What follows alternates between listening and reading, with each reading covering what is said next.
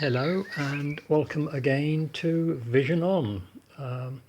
Today I'm going to show you the preventative work I've been doing on the bike, and this is behind the lower front panel. I have a view that when you look after a bike, it's more than the stuff that you can see. It's also about looking behind the stuff you can't see, because that's where, if it's left unattended, all sorts of things can be going on which you don't want to go on. And in this instance I wasn't quite sure what was going on behind this the front panel here, which keeps pretty much I'd say 90% of the crud and muck out of this area.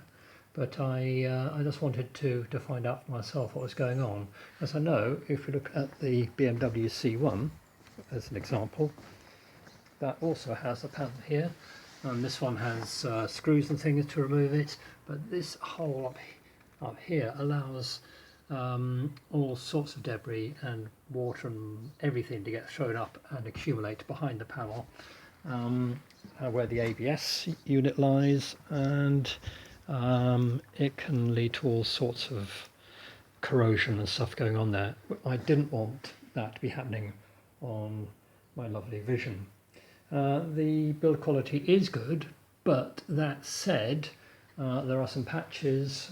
For example, here I've got the rest of the other panels off, where on the wells there's little bits of rust showing. An ACF fluid, which I've got here, will treat that perfectly, but again it's just worth having it treated. So I moved the panel last night, and I have given it a clean out, so it's not quite so mucky now. But I did have a fair amount of muck for only 600 miles of riding. And the panel was a fiddle to get off. It's held in place by 4 of the plastic clips, these little ones here, where again you push in the centre and then pull the whole thing out that way, pull it forwards. And it's got, it's upside down, there we go, so that's how the panel is. There's a clip at the top either side, a clip at the bottom either side, and then most importantly underneath, 2 of the same clips, so don't forget the underneath ones. And I ended up removing the screws for this panel here, because I didn't know how much this painted panel would flex to allow the this front lower panel to come out, but in fact with sufficient force it did then pop out. It's got these locating tabs here. These are the things that make it, oops, there we are, difficult to get out. So really you need to get your hand down behind the back and carefully pull it forwards. You don't want to be levering against the paintwork here, you can really damage it. I'm going to use some red rubber grease on reassembly so that these will snap in place more easily, and will also allow it to be removed again more easily. I reckon that's a job worth doing probably once a year, just to keep everything behind here in good order. Another reason for removing the panel, as I found out if I come round to the other side, is that the frame number is actually, put it on end,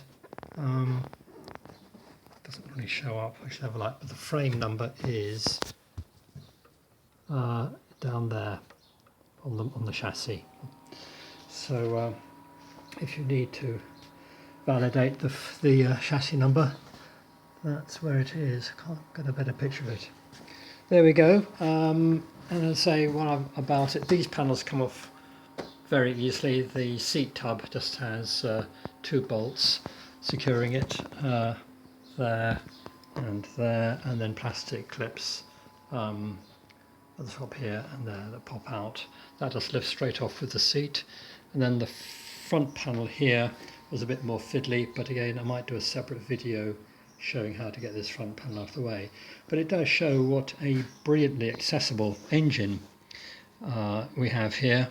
When you compare with the the GS there getting to work on the engine there, particularly the cylinder head, and there's an awful lot to get out of the way.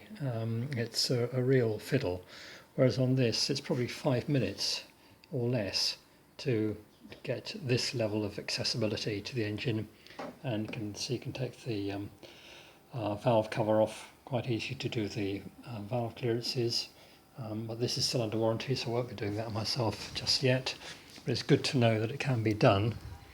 And again, you can clean the engine more easily like this, dry it off, and check for anything else that needs attending to. So a lovely design, very impressed with the design on this, and it really is, I think, a machine that lends itself very well to owner maintenance, which is something I've always had to do. My bikes have been transport for me. They're not things to use just in fair weather.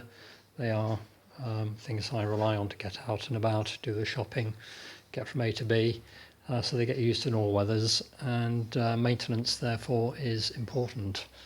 Part of the reason why I got the Vision, because it could be an all-weather bike that could be kept looking clean and tidy, whereas the GS here, yes, it is an all-weather bike, but you spend a long time, as I did over the weekend, cleaning it and getting it back to looking half decent. And even then, on the GS, we got a slight oil leak from the valve cover here, and that's a known problem. With Hondas, I've never had a problem with oil seeping out anywhere. So I'd still have to say that Honda have the edge on BMW, just my opinion. I digress.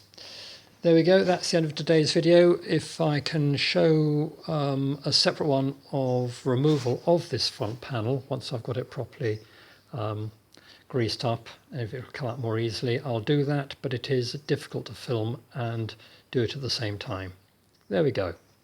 Comments, please.